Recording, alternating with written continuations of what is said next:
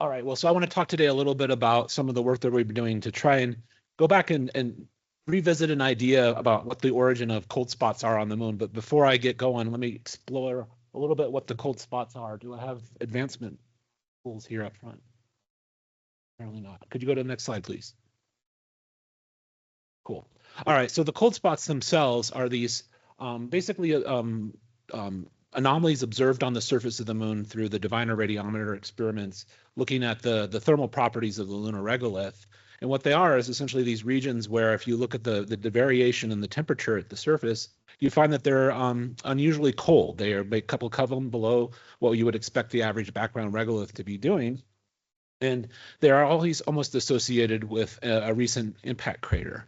So the crater itself makes the surface a little bit warmer, but there's this halo around it of essentially what we call the cold spot. And they have this interesting geometry that kind of resembles like an ejecta pattern, but there is no albedo or any other sort of surface properties that are associated with other than this sort of difference in the actual thermal properties of the lunar surface. So the origin is something that has been something of speculation. People talked about some possible origins for this. And so if we go to the next slide, please. Okay. All right. The idea is that what we're looking at is some sort of reduction in the thermal inertia of the regolith. All right. So the general model that people have come up with is that the regolith is a little bit more fluffy in those locations. So something has gone in to decompact the regolith materials. And some of the mechanisms that were proposed by Josh Banfield back in 2014 were, for example, you had impacts that went beyond the ejecta, so like secondaries that would basically create little fluffing of the regolith, or perhaps some kind of debris flow that was extending well beyond the one or two crater radii out to about 10 to 100 crater radii away from that. And in his papers, he ruled out the idea that this could be seismic shaking based upon the assumption that the kind of seismic shaking that could produce this kind of fluffing up of the regolith would be very radial in nature, meaning that it wouldn't have the sort of filament spoke-like behavior that we see in a lot of the different types of cold spots. So more recently, a grad student who just recently graduated from the Aerospace Engineering Department at University of Maryland, Eric Frizzell, who's a co-author on this, was exploring the idea that the seismic shaking could create this decompaction of the regolith. And if you go forward, this movie should play, I think, here. And he's been doing these simulations with multiple bodies of basically a poured simulant, and then causing a shaking motion to be injected into that, and then seeing how that affects the particles. So let's see if we can go forward. There we go. There's one of his experiments. And the effect is it essentially takes the regolith that's there and it up. All right. So this is like a seismic shaking mechanism. Now that by itself is pretty interesting, but it still doesn't explain the geometry of those cold spots. And so what we wanted to do is to test this hypothesis and see if we could come up with a way to explain the cold spots as this is a potential mechanism. So go ahead to the next slide, please. So we used the database. We didn't go to all 2,000 cold spots. I'm lazy, so I only did 300. And basically took the measurements of the geometry of these things to get an idea of a representative subset of the cold spots down to a 300-meter radius or diameter crater. In the case there, that's getting close to the Diviner resolution of the data set, so we can actually start to see enough pixels to bring out the cold spot. So if we go to the next slide, please. What we have here is just an example of one of these cold spots. So if you look on the I think it's your left, there's a nice LRO image of the surface there. And if you zoom in on that little box at the center of the image, you'll find the new fresh impact crater there, and you can see some of the albedo changes from the ejecta deposits. And if we advance to the next slide, what you'll see, this is the cold spot. So the cold spot extends quite extensively away from where you see this disturbance in the regolith, and it's a few Kelvin temperature variation from that background. All right, and so what we want to do is go and measure that variation around the cold spot. So if you go to the next slide, please. We can basically parameterize that as the distance from the cold spot as a function of azimuth around that, and come up with a plot like this that gives us a way to then go in and measure the average thermal anomaly as you move around the cold spot itself. And we make two different types of measurements. We look at the background median thermal temperature, and then we also look at that maximum variation in temperature. So we can identify the extent of the coldest parts of the cold spots, and then what the average cold spot itself looks like. And so if we go forward one more. And then we can make measurements on distances in which essentially the cold spot decays back to the background. So that's one of the first measurements we make. And then we can also measure the maximum extent of the cold spot, the extent of those rays. So those are our geometry of the cold spot. So going forward.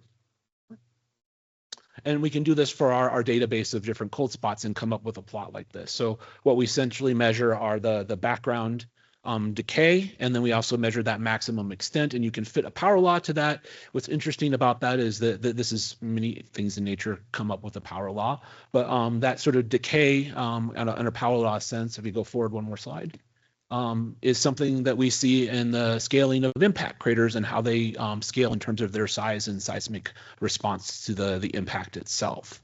All right, so that to me leads a little bit of credence that what we're seeing here is this variation. So if we can go forward one more. All right, and so what we wanted to do was do some ground motion modeling to try and see, okay, what is the ground motion that would be resulting from an impact crater? And so I won't go into the details here. You can come talk to me later if you want to learn about it. But basically, we put an impact mechanism source into a model with layering and whatnot, topography, all the goodies that you can turn on in these kinds of simulations. And this is what you get in terms of the peak ground motion that comes off of an impact. It's kind of radial. Definitely agrees with what Josh wrote in his paper back in 2014. You don't really expect to see the kind of behavior of a cold spot. But this is for a homogeneous model. And all the lunar seismologists in here are groaning right now because we know that the moon is not homogeneous and that it produces highly scattered wave fields. And the reason for that is because of all the complexities that billions of years of impacts have done to the regolith and megaregolith. So if we go forward, next slide. Put in some heterogeneity. This is a random realization. This is probably not the moon, but it's random heterogeneity. So we're just assuming that the jumble of the megaregolith. Now redo our simulation with some random heterogeneity in the model. Go forward to the next slide, please. And we get something that looks like this. That is not a radially variant wave field. And if we parameterize it in the same way that we did the geometry for our cold spots, we find that we have something that looks like generally a radial decay to the background, but we also have this sort of filamentous channelized wave field that comes off of the waves essentially moving through this highly scattering medium. And note that this is for some random media that we came up with artificially, right? So some of the geometry of that cold spot is being controlled by our choice of random media, but it gives you the idea that we can go from something that looks like a nice radial distribution to something that is far more spoke-like. So next slide, please. There's just a comparison for at the same scale, the kind of structure that we see on a cold spot. So next slide. All right, so then how can we use this to sort of compare with our measurements? So here are two different cold spots, different radius, right? So we have one that's from a 300-meter diameter crater, another one from a almost 1,800-meter diameter crater, so a big one and a small one. And then on showing each of those are the sort of estimates of the kind of ground motion for a homogeneous simulation. So you have a sort of average decay to background radial shaking plus that sort of maximal shaking that you see in the simulations. And if we go forward a slide, you see what we can do. One more slide, please. All right, we can take our measurements of the decay to the background for each of those different cold spots. Go forward one, please. And then we'll get like basically a threshold shaking that's necessary to essentially explain that geometry. So if we then try to fit the maximum extent of the cold spot, forward one slide, please, you can see that we don't fit that very well. So then if we go in and we turn on that heterogeneity in the background, so go ahead and go forward a slide. What that does is it spreads out the difference between the radial shaking and then that maximum threshold of shaking and lets us then fit both of these parameters together. Okay, so essentially it gives us a way to explain that difference in geometry. So we can go and do that for all of the craters. So go forward a slide. Next slide. All right, and then basically looking at all of the different cold spots in our database, if you look on the left, you basically can see that we don't fit both the background decay and then also that maximum threshold. But if we go to the ones where we add this heterogeneity in, we can fit both of those parameters nicely across all of our database, which is, I think, a really cool result. So final slide, I think. Forward one more. All right. So I would say that seismic shaking is a viable mechanism for producing the cold spots. We don't necessarily explain away all the other details, but this is one thing that we should consider as a possible tool for doing that. And this is kind of an interesting result because it means that pretty much all those fresh impact craters that we see that have cold spots have probably had some sort of seismic shaking around this. This is a kind of a new way of looking at maybe capturing that seismic ground motion. And I'm almost out of time. I kind of want Ed to tackle me.